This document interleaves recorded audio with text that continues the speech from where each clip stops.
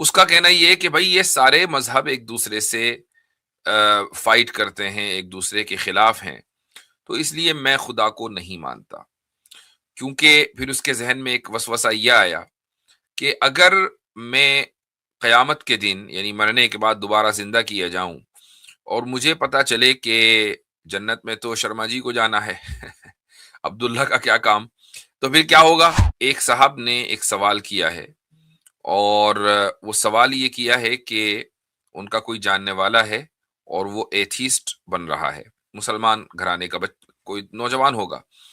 اس کا کہنا یہ ہے کہ بھائی یہ سارے مذہب ایک دوسرے سے فائٹ کرتے ہیں، ایک دوسرے کے خلاف ہیں، تو اس لیے میں خدا کو نہیں مانتا، کیونکہ پھر اس کے ذہن میں ایک وسوسہ یہ آیا کہ اگر میں قیامت کے دن یعنی مرنے کے بعد دوبارہ زندہ کیا جاؤں اور مجھے پتا چلے کہ جنت میں تو شرما جی کو جانا ہے عبداللہ کا کیا کام، تو پھر کیا ہوگا؟ اب دیکھیں یہ جو اچھا یہ الفاظ اس کے نہیں، یہ الفاظ تو میں نے کر دیے۔ دیکھیں یہ شیطانی وساوس ہوتے ہیں، یعنی شیطان کوشش کرتا ہے کہ کسی نہ کسی طریقے سے عام لوگوں کے یا خصوصاً وہ لوگ کہ جلدی جو شیطانی ٹریپ میں اور وسوسوں میں آ جاتے ہیں، ان کے ذہن میں کوئی اس طرح کا کیڑا پیدا کر دے کہ وہ پریشان ہو جائیں کہ اس کو حل کیسے کرنا ہے۔ یہ وسوسہ اس لیے آتا ہے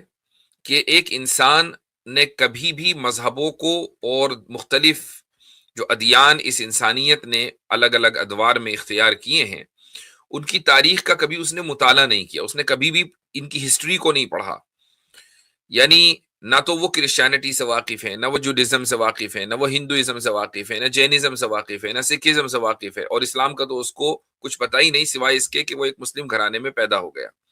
اور شیطان نے اس کے ذہن میں یہ ڈال دیا کہ بھائی اگر مرنے کے بعد زندہ ہوئے اور پتا چلا کہ ہندوازم ہی ٹھیک ہے، پھر کیا ہوگا؟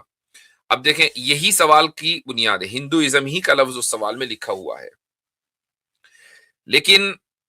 یہ سوال وہ آدمی کرے گا کہ جس کو ہندوازم اور اسلام کے بارے میں جو بنیادی فرق ہے وہ نہیں پتا ہے۔ تو پہلا فرق تو شرک اور توحیدی کا ہے کہ ہندوازم میں سوائے شرک کے اور کیا ہے، اور اسلام کی بنیاد واضح ترین یعنی بالکل ایبسولوٹ کلیئرٹی کے ساتھ اسلام کی بنیاد توحید پر ہے۔ پہلا فرق تو یہ ہے۔ دوسرا فرق ہے آخرت کا عقیدہ، کہ ہندوازم میں آخرت کا عقیدہ وہ نہیں ہے جو اسلام میں ہے، ان کے یہاں تو مرنے کے بعد دوبارہ اسی دنیا میں زندہ ہونا ہے، اور اگلا جنم آئے گا، وہ اگلا جنم آپ کے کرم کی بنیاد پر ہوگا، یعنی آپ نے جو کام کیے اچھے یا برے اس کی بنیاد پر آپ کی دوبارہ پیدائش ہوگی۔ اچھے کام کیے تو آپ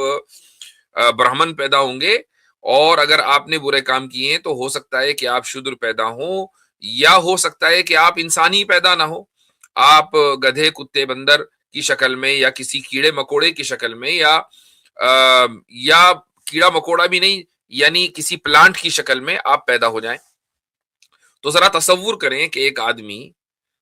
ہندوازم کا جو ورلڈ ویو ہے اس کے مطابق اگر اس کو تھوڑی دیر کے لیے صحیح مان لیں، وہ مرتا ہے اور اس کے بعد دوبارہ زندہ ہوتا ہے، اور دوبارہ جب اس کی پیدائش ہوتی ہے تو وہ کیڑے کی شکل میں پیدا ہوتا ہے۔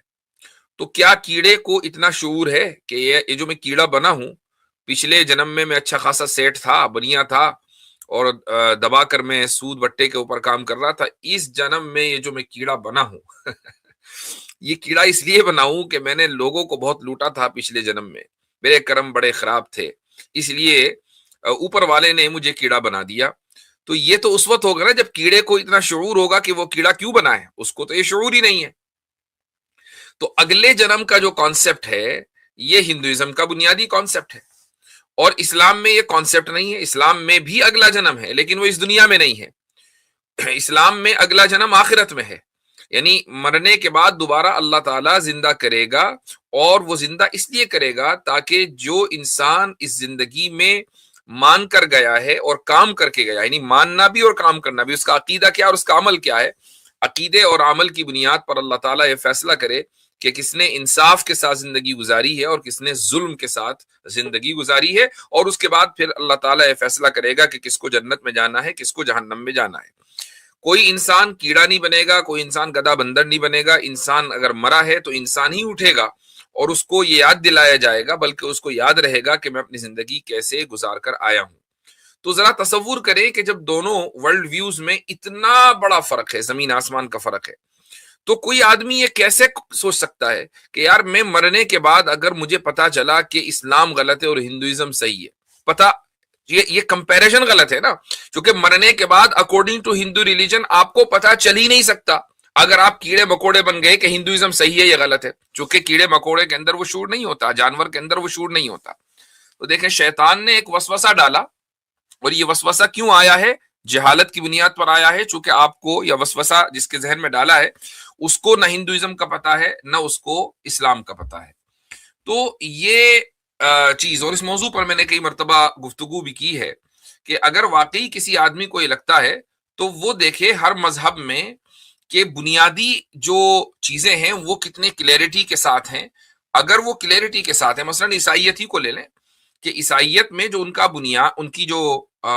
بنیادی تعلیمات ہے وہ ٹرینیٹی کے اوپر ہے، یعنی ان کی توحید تثلیث میں ہے. اگر وہ تثلیث والے خدا کو نہیں مانیں گے تو وہ عیسائی نہیں ہیں، ان کے یہاں توحید کا کانسیپٹ ہی تثلیث کے ساتھ چلتا ہے. اچھا، آپ اگر کسی عیسائی سے پوچھیں کہ بھئی تثلیث کی تعلیم سب سے پہلے نہایت واضح انداز سے کس نے دی تھی، حالانکہ یہ ایک فیکٹ ہے اور اس کو عیسائی اسکالر مانتے ہیں کہ حضرت عیسیٰ علیہ الصلاۃ والسلام کے ریزرکشن کے تقریباً 250-300 سال کے بعد جو اسمبلی آف نائسیہ ہوئی، اس میں یہ طے ہوا تھا کہ عیسائیت کی بنیاد تثلیث ہوگی. لیکن چلو تھوڑی دیر کے لیے ہم مان لیں کہ حضرت عیسیٰ علیہ الصلاۃ والسلام کی تعلیم میں ہی تثلیث ملتی ہے for the sake of argument. اگر ہم یہ مان لیں تو حضرت عیسیٰ سے پہلے حضرت موسیٰ نے، حضرت ابراہیم نے، حضرت یوسف نے، حضرت یعقوب نے اور حضرت نوح نے، حضرت آدم نے، کیا ان حضرات نے، حضرت لوط نے، کیا ان انبیاء علیہ الصلاۃ والسلام نے بھی تثلیث کی تعلیم دی ہے؟ اگر دی ہے تو عیسائی ثابت کریں کہ کہاں دی ہے. تو وہ خود یہ مانتے ہیں کہ حضرت عیسیٰ علیہ الصلاۃ والسلام نے تثلیث کی تعلیم دی. تو گویا کہ انسانیت کو حقیقی توحید، جو کہ ان کے مطابق حقیقی توحید ہے، اس کا پتہ ہی 2000 سال پہلے چلا ہے جب حضرت عیسیٰ علیہ الصلاۃ والسلام اس دنیا میں تشریف لائے. حضرت عیسیٰ علیہ الصلاۃ والسلام سے پہلے دنیا کو پتہ ہی نہیں تھا کہ توحید کیا ہے، جبکہ ہزاروں سال حضرت عیسیٰ علیہ الصلاۃ والسلام سے پہلے گزر چکے ہیں. تو یہ تو خدا کے اوپر اعتراض ہوگا نا کہ خدا نے انسانیت کو اس دنیا میں بھیجا اور یہ نہیں بتایا، اپنا تعارف نہیں کرایا کہ ایک ہونے کا کیا مطلب ہے. ایک ہونے کا مطلب 3 ہونا ہے، اور 3 ہونے کا مطلب ایک ہونا ہے، یا ایک ہونے کا مطلب ایک ہی ہونا ہے، یہ نہیں بتایا. تو دیکھیے کتنا بڑا فلا ہے عیسائیت میں. اب آپ اسلام کی کسی بھی عقیدے کو آپ اٹھا کر دیکھ لیں کہ اس عقیدے کے اندر بالکل کلیئرٹی ہے، کنسسٹنسی ہے. اگر آپ کو یہ چیزیں نہیں پتا ہوں گی تو پھر شیطان بہت آسانی کے ساتھ آپ کے ذہن میں وسوسہ ڈال سکتا ہے. اسلام میں، اور یہ بھی ایک چیز، ایک اصول میں آپ کو اور بتا دوں، یہ ذہن میں رکھنا چاہیے کہ کسی بھی تھیولوجیکل ایشو پر بات کرتے ہوئے، جب آپ تھیولوجی پر بات کریں گے، یعنی خدا کیا ہے، خدا ہے یا نہیں ہے، وہ کیسا ہے، وہ کون ہے، وہ کیا کرتا ہے، اس کی صفات کیا، اس کی کیریکٹرسٹکس کیا ہیں، جب آپ کسی بھی دین پر بات کریں گے تو دین کی بنیاد عقائد پر ہوتی ہے، احکام پر نہیں ہوتی ہے. یہ یاد رکھ لیجئے گا، یہ اصول ہے. دین کی بنیاد عقائد پر ہوگی، احکام پر نہیں ہوگی. یعنی احکام کی بنیاد پر یہ طے نہیں کیا جائے گا کہ دین صحیح ہے یا نہیں ہے، بلکہ عقائد کی بنیاد پر طے کیا جائے گا کہ دین صحیح ہے یا دین صحیح نہیں ہے. تو میں نے جتنی بھی آپ کو مثالیں دی ہیں، چاہے وہ ہندوازم ورسز اسلام ہو یا اسلام ورسز کرسچینٹی ہو، یہ مثالیں عقیدے کی ہیں. میں نے احکام کو ٹچ کیا ہی نہیں ہے، چونکہ احکام کی بنیاد پر ہم طے نہیں کریں گے، اور اس کی وجہ یہ ہے کہ احکام انسانیت کی رعایت کرتے ہوئے دیے جاتے ہیں کہ انسان اپنے آئی کیو لیول پر کہاں تک پہنچا ہے. یہی وجہ ہے کہ احکام میں ہم ایوولوشن دیکھتے ہیں. حضرت آدم علیہ الصلاۃ والسلام کی شریعت میں احکام الگ تھے، حضرت نوح کی شریعت میں احکام الگ تھے، حضرت ابراہیم کی شریعت میں احکام الگ تھے. اور اس طریقے سے جو ایک گریجول پروسیس ہوا ہے یا ایوولوشن ہوا ہے احکام میں، یہ اس لیے ہوا ہے چونکہ انسانی تہذیب ترقی کرتے کرتے کرتے کرتے یہاں تک پہنچی ہے. تو آج جس جگہ اس انسانی تہذیب کھڑی ہے، اس کے اعتبار سے اللہ تعالیٰ نے اسلام میں احکام بیان کر دیے. آج اگر کوئی یہ کہے کہ نہیں حضرت یعقوب کو کی شریعت میں دیا جانے والا یہ حکم صحیح نہیں ہے چونکہ اسلام نے اس کو بدل دیا ہے، یہ کہنا غلط ہوگا، چونکہ ہم احکام کی بنیاد پر نہ حضرت یعقوب علیہ الصلاۃ والسلام کی لائی ہوئی شریعت کو جج کر سکیں گے اور نہ حضرت یعقوب کی لائی ہوئی شریعت کی بنیاد پر اسلامی شریعت کو جج کر سکیں گے۔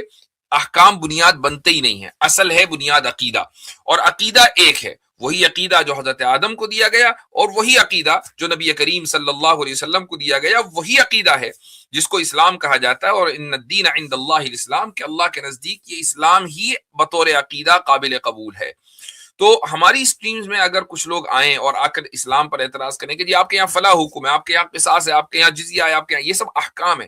گفتگو بنیادی طور پر عقیدے پر ہونی چاہیے۔ احکام انسانی تہذیب کو ریفلیکٹ کرتے ہیں اور انسانی عقل کو ریفلیکٹ کرتے ہیں، ان کے لیے آتے ہیں، اور عقیدہ کنسسٹنسی کے ساتھ رہتا ہے۔ انسان چاہے جیسا بھی ہو، وہ جنگل میں رہے گا